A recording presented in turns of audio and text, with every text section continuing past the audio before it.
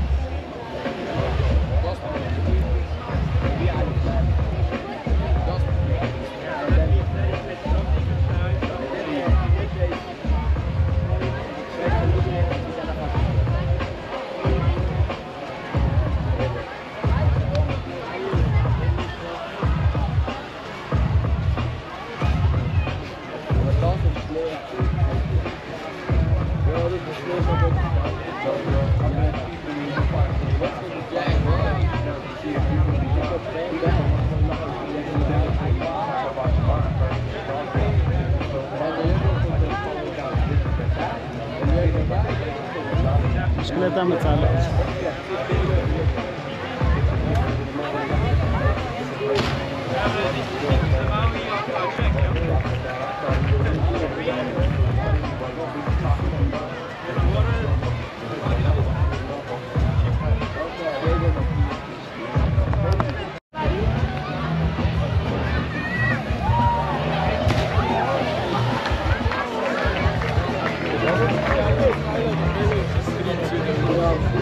Und ich habe vorhin von diesen Programm-Highlights relativ promoviert. Und zwar haben wir eben den Postenlauf für Kinder, die organisiert. Wir haben die Täufschüler vor Ort, wir haben den Paraclub Ferro-Wünste, wo es etwas zu gewinnen ist. Und zwar auch jetzt unterbrochen. Das ist ein Applaus wert.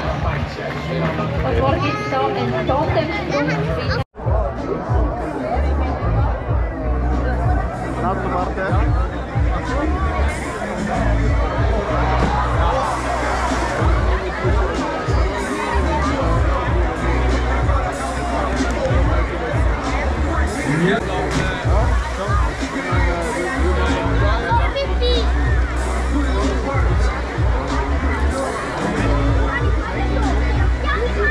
Jetzt der kommt jetzt.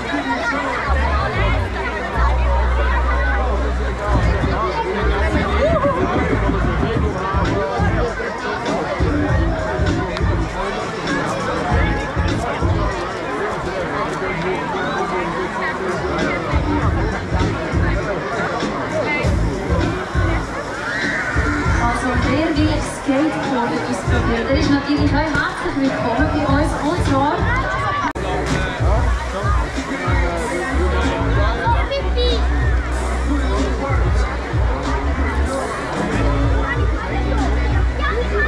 Jetzt der kommt jetzt.